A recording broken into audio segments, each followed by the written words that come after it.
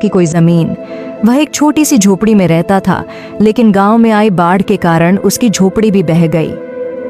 गांव के जमींदार धर्मदास बहुत दयालु व्यक्ति थे। उन्होंने सुरेश पर दया कर उसे अपने यहाँ काम पर रख लिया और रहने के लिए एक झोपड़ी दे दी। समय बीतता गया और सुरेश बड़ा हो गया। अब वह पूरी लगन से जमींदार के यहाँ काम करता था और जमींदार भी उस पर बहुत भरोसा करने लगे थे। एक दिन जमींदार ने सुरेश से कहा, बेटा, तुम अब शादी क्यों नहीं कर लेते? अब तुम्हारी शादी की उम्र हो गई है। तुम्हारी पत्नी आएगी तो तुम्हारे कई कामों में हाथ बौंटाएगी। मैं चाहता हूँ कि मेरे जीते जी तुम्हारी शादी हो जाती। क्या जाने कब भगवान का बुलावा आ जाए। सुरेश बोला, मालिक, ऐसा क्यों कह रहे हो? मेरे लिए आप ही सब कुछ हैं। आप जैसा उचित समझे मैं वही करूँगा। जमींदार बोले, मेरी नजर में तुम्हारे लिए एक बहुत अच्छी लड़की है। शादी के खर्च की चिंता मत करना, वह मेरी जिम्मेदारी होगी।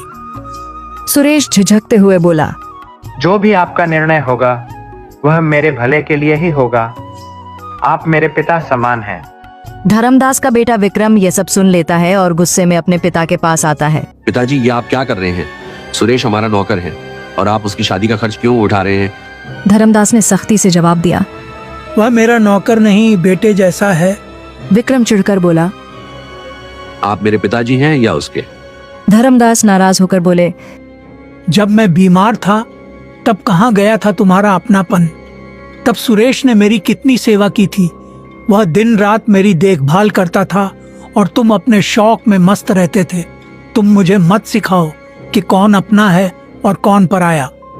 विक्रम और भी गुस्से में आ गया। उसने सोचा कि उसे सुरेश को रास्ते से हटाना होगा। विक्रम नशे और जुए की लत में डूबा हुआ था।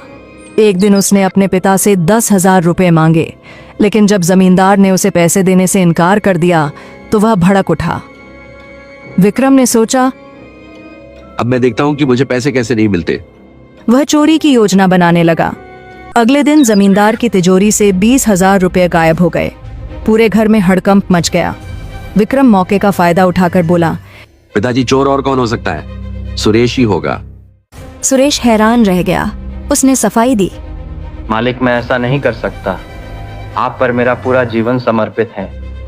लेकिन विक्रम ने उसे झूठा ठहराते हुए उसके घर की तलाशी की मांग कर दी। जमींदार ने पहले विक्रम के कमरे की तलाशी ली, लेकिन वहां कुछ नहीं मिला। फिर सुरेश की झोपड़ी की तलाशी ली गई और वहां से पैसे मिल गए। सुरेश स्तब्ध रह गया। यह कैसे हो सकता है? यह किसी की साजिश है। जमींदार का भरोसा टूट गया। विक्रम बोला, देख लिया पिताजी, अब पता चला कि कौन सच्चा है और कौन झूठा। धर्मदास को बहुत बड़ा झटका लगा। उन्होंने सुरेश की तरफ देखा, लेकिन कुछ नहीं बोले। सुरेश रोते हुए बोला, मालिक, मैं निर्दोष हूँ। मैं आपके लिए जान दे सकता हूँ, पर चोरी नहीं कर सकता। धर्मदास ने गहरी सांस ली और कहा, मुझे अब कुछ नहीं कहना, तुम यहाँ से चले जाओ। सुरेश वहां से दुखी होकर चला गया। लेकिन गांव के एक बुजुर्ग ने यह सब देख लिया था।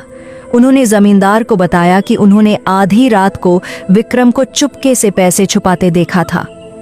धर्मदास को जब यह सच पता चला तो उन्हें बहुत पछतावा हुआ। उन्होंने तुरंत सुरेश को बुलाया और गले से लगा लिया। बेटा, मुझसे बहुत बड़ी गलती हो गई।